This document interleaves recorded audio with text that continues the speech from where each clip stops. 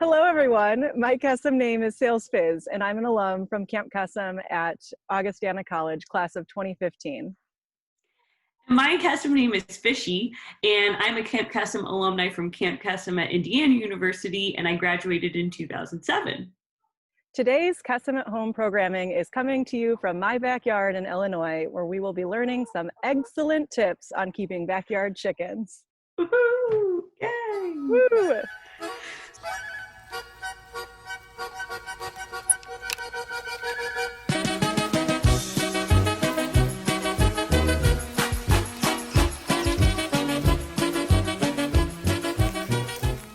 So we're going to go back and forth. I'm going to ask SalesFizz a bunch of questions because I want all of you to be able to learn about chickens. But also, personally, I would really like to get chickens. I've wanted to get chickens for a long time. And I have a lot of questions for SalesFizz anyway. So what perfect timing for you to learn alongside me.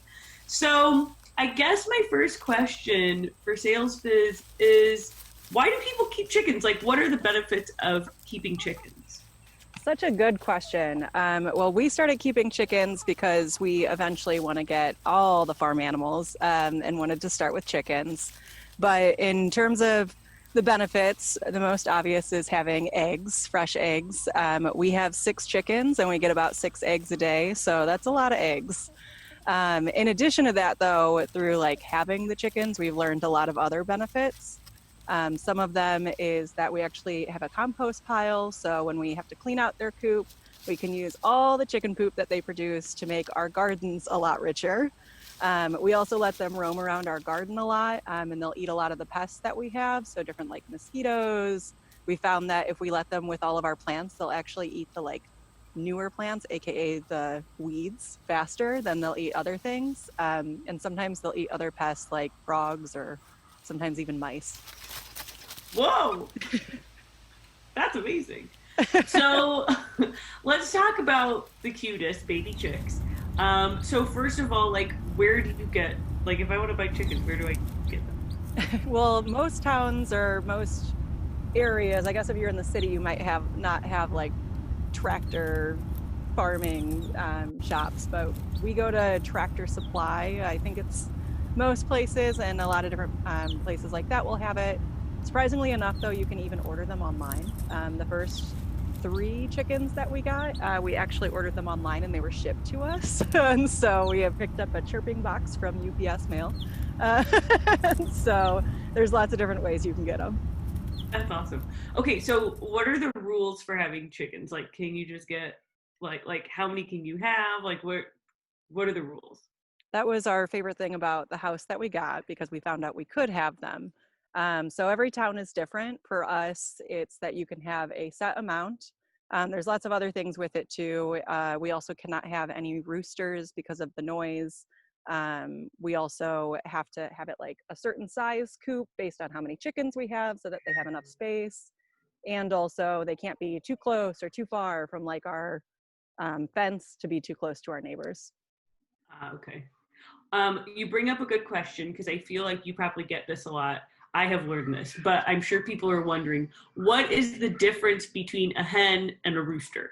And like, and should you get why can't you have roosters? If you can have roosters, if it's allowed in your area, should you get one? Why or why not? Yeah, great question. So difference between a hen and a rooster is a hen is a female chicken and a rooster is a male chicken. And so a couple of reasons like why we can't have them, mainly the sound. Don't get me wrong, our chickens like to cluck a lot in the morning, definitely wake me up sometimes, but not as much as that like cock-a-doodle-doo that you're used to for roosters. And then in addition, you don't get baby chicks if you don't have a rooster. It takes a daddy and a mommy to make a baby. And so then we have the roosters. Without them, you're just going to have eggs that you can eat. But if you have a rooster, there's a chance of having baby chicks, having to raise more, or the potential of having a baby chick in your egg when you crack it open. Yikes. That would be a surprise. Yes. They are very loud. I've been, farms and stuff before. They're super loud. And I could see neighbors not being No, they would happy. not like it. The other thing I will say too is roosters are very protective of their flock. So That can be another reason why people don't want roosters, because they're not as friendly, or sometimes will come at the humans that are just trying to take care of them. Yeah, that could be not great, especially for kids. Not Yeah. fun. So I've heard that there, and I can see that there are lots of different types of chickens. Like, what kinds of chickens do you have? What do you think are the best in your opinion? So we've only experimented with 3 different breeds, so don't have a whole lot of experience. But first of all, in terms of chickens, you want to think about, do you want chickens for their eggs or do you want chickens for their meat? So that's going to break into 2 different groups. We have chickens for their eggs, so we're looking for ones that are big producers. Getting real noisy back there. And then on top of it, there's like another subset you want to think about of, do you want them that are cold tolerant or heat tolerant based on where you live? So being in Illinois, we wanted cold tolerant chickens. Biggest distinction for that is they have like a crown on the top of their head. You usually see like the, used to different ones. I don't know if you can see them here. This one's got a big crown. Yeah. But the more cold tolerant ones actually have, it's called like a rose crown. So it's not up like that because they're less prone to frostbite. So while these ones have it, our other ones do not. And then on top of it, there's, so many branches. Then also thinking about what color eggs you want. So there's, your normal, what you're used to, white eggs that tends to come from like Mediterranean birds. Then the brown eggs that you see all the time that comes from American breeds. And then the Easter egg colored eggs that are like blue or green, they tend to come from like South America. So we actually have one that gives us blue eggs. Oh, so fun. We have, and then 2 other breeds that give us brown eggs. So out of the 3 that we've had so far, to be honest, I really, really liked our black and white ones, which I think they're up in the coop laying right now. But they're called the Dominiques. They're really similar to like the most common one, which is the Plymouth Rock, I believe is the name of it. But the difference is their crown. They're more cold tolerant. And in addition to that, the reason we really like the Dominiques is because they have a docile temperament. So you can actually like look it up in books on what type of temperaments they have as well. So they're really good with us when we're around.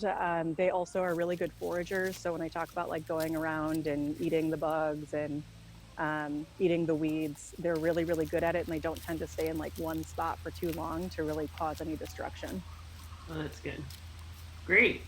So, like when you get them, I remember because when SalesFizz got her chicks, she had them inside. So how does it work? Like when you get them, where do you keep them, and how do you keep them, and when can they go outside?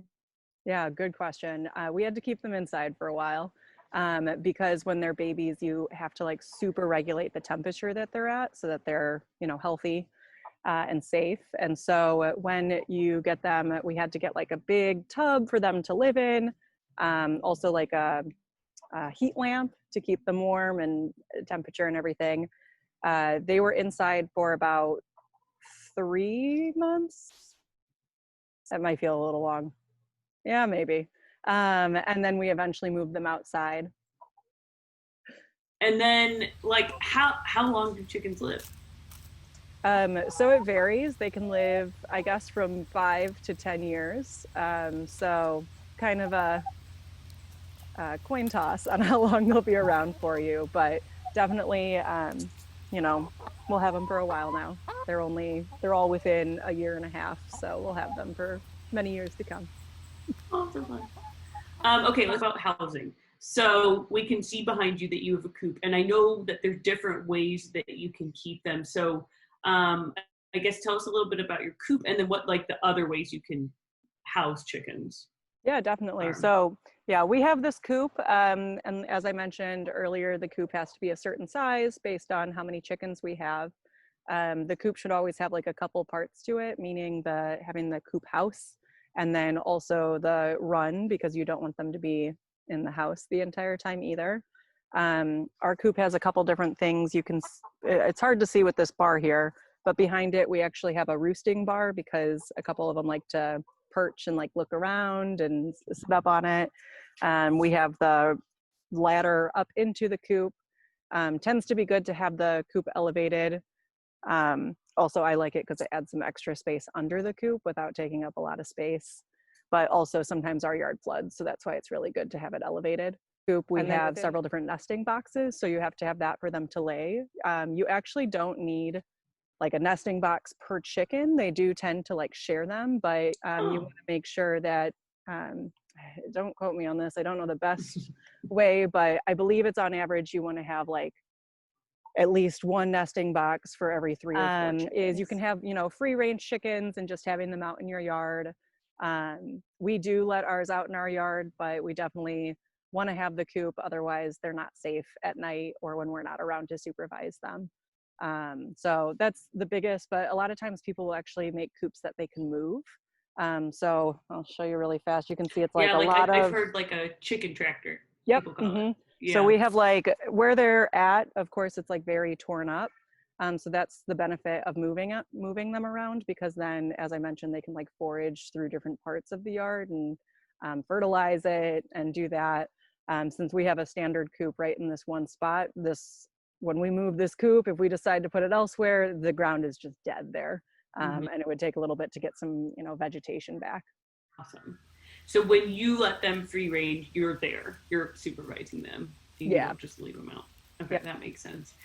So like what does it take to clean the coop? How does that whole process work? Is it difficult to do all of that? I let my husband do it, but I mean, it's okay. The biggest thing this is the second coop that we've had, because our last coop, actually, that was one of our biggest frustrations. It was very hard to clean. So we have lots of doors on the side to be able to get in and out. But it does need to be cleaned pretty regularly, at minimum weekly. And you got to scrape out all the poop in there, re-put in whatever you decide to have. So we tend to have like pine chips is what we have on the bottom of the coop in there. So cleaning that out, and then of course, you know, cleaning out their food bowls, their water bowls, but that we do almost daily. So it's like almost like having one big litter box. It is. Because I have cats, so. It definitely is. And I will say that's the one downside as well of like having them free range. We love to have them free range, but watch your step, because they'll just poop where they're walking. Oh no. Oh, that's a good tip.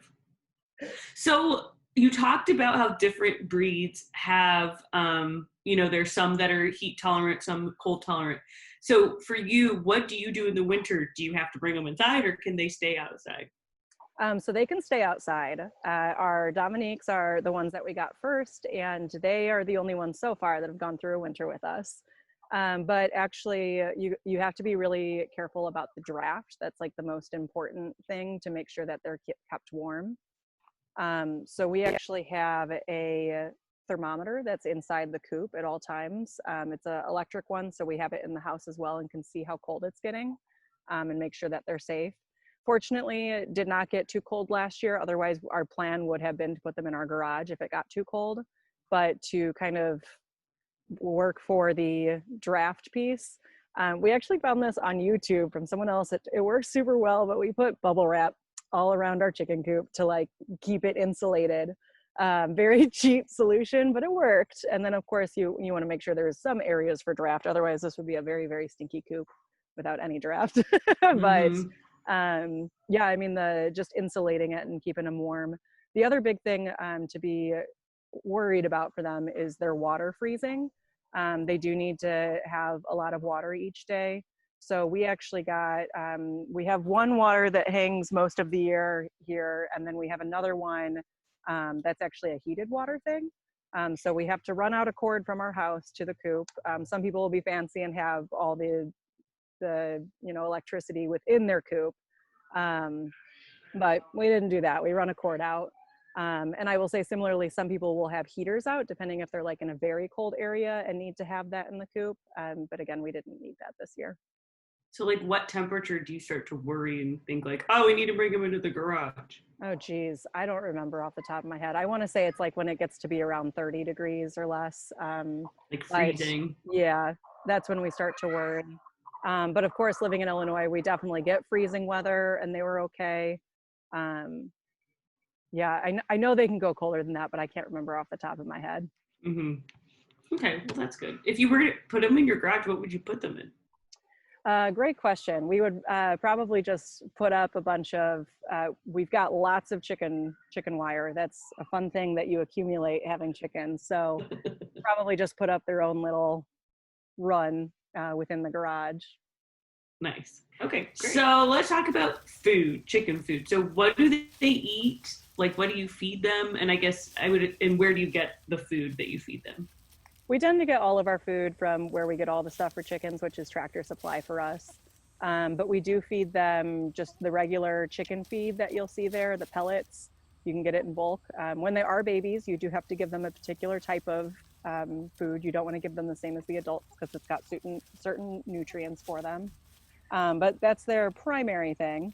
We also love to give them oyster shells is something that they sell for chickens. And so oyster shells provide them with a lot of calcium to make their egg shells nice and hard. It can be common for eggshells to be underdeveloped and the egg like isn't a full egg. And just like people, giving them the oyster shells also gives them strong bones. And then we also give them grit, which it almost looks like a gravel that we feed them. Same deal. For that one, it actually helps their digestive system. So all of the scraps that they're eating, it helps them just digest it better. If anything gets stuck in like their neck, it'll help them just push it through. We also will throw them scraps. So all the time, I mean, we'll buy the chicken scraps, with the corn and the seeds that you see all the time at the store. But a lot of the times we will do some weeding and throw it in there, and they love it. It helps us in the fall when we have lots of things to clean up. And then in addition, we love that it reduces our food waste a lot. So if we buy groceries and we don't eat them all, we can throw a lot of different fruits and vegetables out to them. Definitely look it up before you do it because there are some that are not good for chickens and can be very dangerous for them to eat. But yeah, we throw them a lot of things. One of our favorites is to get them like a whole cantaloupe and just toss it in there. Or especially when we do pumpkin carving in the fall, they love the pumpkin guts. Oh, that's so cute. Do they have any other favorites besides pumpkins? I mean, it's just about anything. Yeah. A lot of things that people like to do is actually string up cabbage for them and like hang it and they'll like jump almost like a piñata, and take it out. So, so cute. Yeah, lots of different things. Awesome. All right, let's talk about eggs. So once you get your chicken, how long until they will start to lay eggs, your hens? Yeah, so it takes about 6 months. So they definitely have to be like fully grown. Definitely heard a lot of people at the beginning of quarantine say, I'm going to get some chicken so I can have eggs, and not a quick return. So, but yeah, it takes some time. One of ours that we got back in March actually just started laying last week. Oh, wow. So yeah, definitely have to wait. And they get the first couple eggs, you'll know because they're really tiny. Oh. Yep. Okay, and then do they ever stop laying eggs? Like, is there a point in their life cycle where they don't lay eggs anymore? So it's usually when they get older, they stop laying as frequently. And so, as I said, they can live to like 10 years.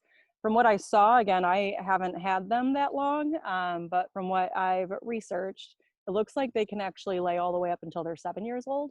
But wow. the egg production kind of slows down after they're 3 or 4 years old. So while we get a lot from them right now, definitely reduced a lot as they age. That makes sense. So I think you kind of explained this before, but your eggs never have baby chicks in them, right? Because you have all hens, you don't have a rooster. Correct. So we don't have to worry about checking for it. If you're ever concerned of it, like a really good way though that you can check is actually to take a flashlight to an egg, and then you can see like what's inside of the eggshell. Oh, So that would be like what people who have roosters would do, checking their eggs. I see. I've seen before that sometimes when people keep chickens, they get double yolks. Has this ever happened for you? Yes, we get them every so once in a while. And a double yolk, again, we don't have roosters, so we don't have baby chicks, but a double yolk is actually kind of like having twins, if you were to think about it, if they were to be fertilized. And so we can usually tell when we're going to have a double yolk egg though, because it's like almost double the size. Wow, that's so cool. Um, Say that I'm someone who really likes local, like fresh eggs like this, but I can't keep chickens. I don't have the time or the energy or the space, etc. Where can I get local eggs? I can definitely get them at your local farmers market. Definitely recommend that. Most of them will have it.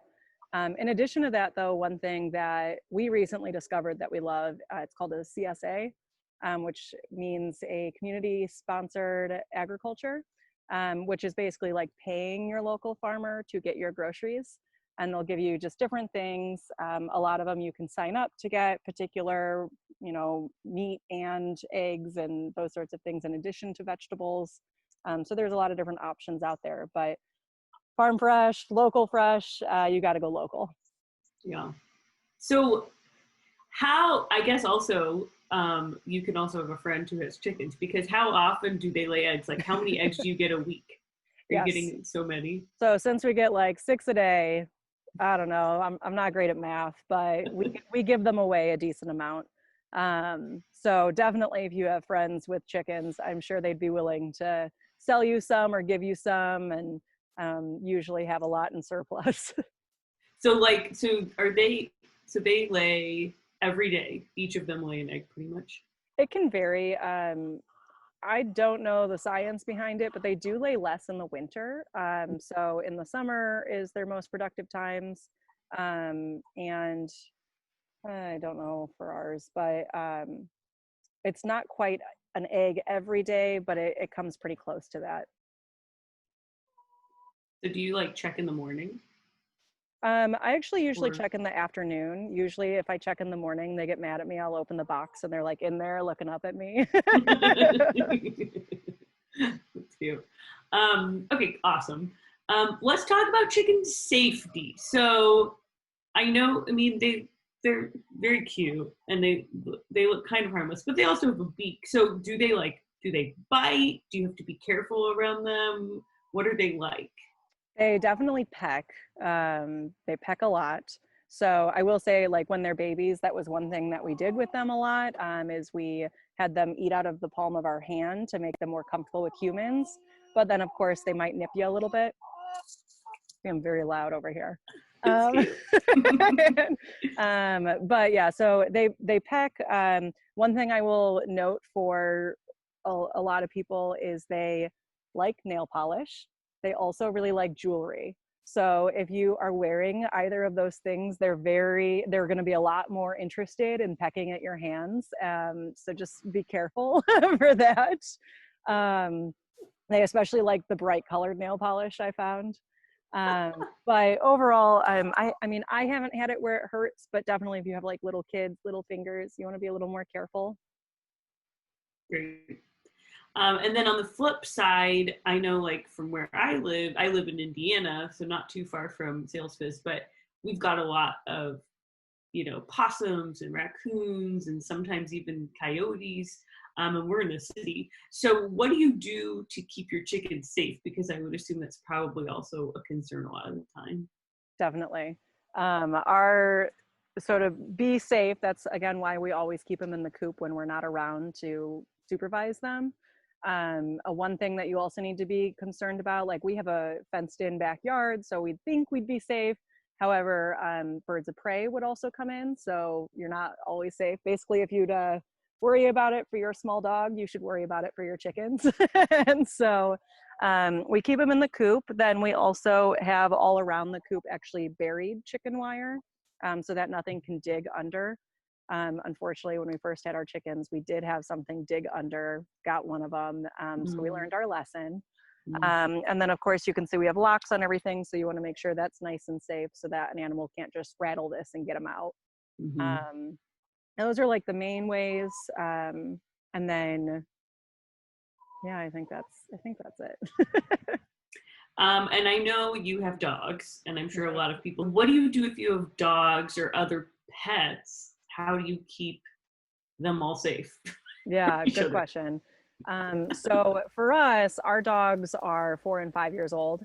So they're older, and they didn't grow up with chickens. So sometimes you'll see like farmers who will have dogs with their chickens. It's because they introduced them when they were puppies and they were supervised and they were trained. So if you want your dog to be okay with chickens, you got to do it when they're puppies. But after that, for our dogs, we always keep them, like if we do let our chickens roam, we actually have a gate that we put up on our porch to remind us, don't let them out.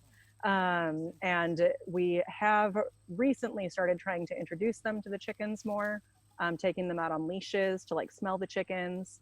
But again, would definitely keep on leashes for a long time.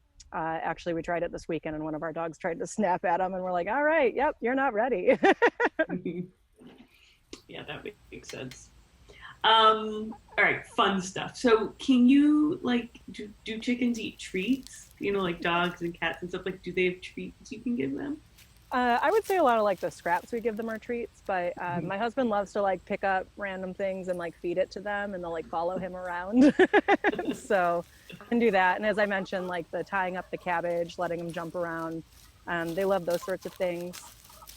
One thing that's actually really interesting about chickens, I'm sorry we don't do this, we don't love on them enough, I guess, but if you think about a lot of the toys that you have for like parrots or other birds that you might keep in your house, those same toys could actually be really fun for chickens. So we did when they were babies, we gave them a couple different things like a little mirror and things like that. Oh, that's cute. So yeah, so you can do a lot of things and treat them more like a pet if you wish to. That's cute. That's very cute. Okay, so getting started. So say I'm ready, I want to get my chickens.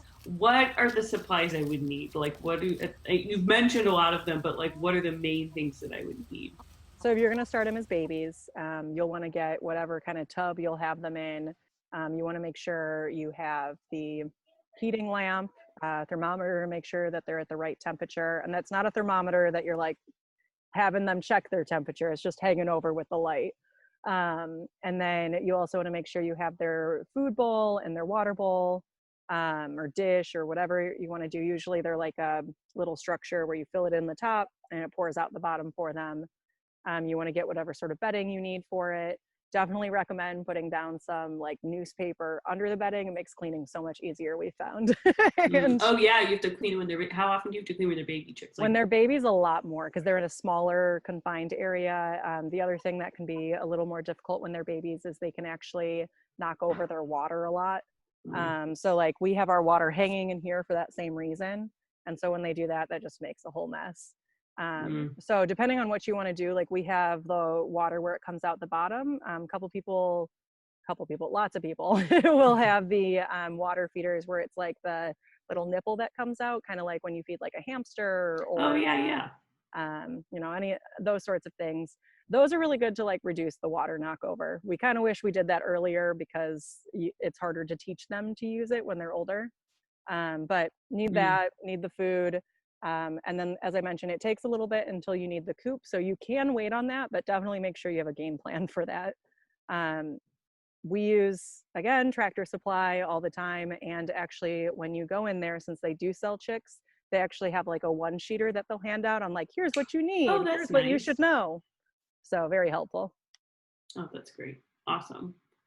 And then I guess my last question is like, what is your one big piece of advice for anyone that's interested in keeping chickens? Like, what would be your words of wisdom? Oh, good question. I think my big words of wisdom would be they are fun. I think they're easy, but they also do need constant attention. So while they're not as much attention as having a dog, let's say, in your house, you still need to make sure you're able to care for them each day or have someone else to care for them if you're going to go on vacation. So while it's a really fun hobby, make sure you have the time and, you know, the effort you want to put in to take care of them. Awesome. Yay! Well, thanks everybody for joining us and discussing these comprehensive tips for raising backyard chickens. Check back each week for more activities to do from your home. And if you have backyard chickens, you have friends that have backyard chickens, post a picture of your chickens in the comment section below. or on your own social media and tag Camp Kesem. We would love to see your chickens. Thanks, everyone. Thank you.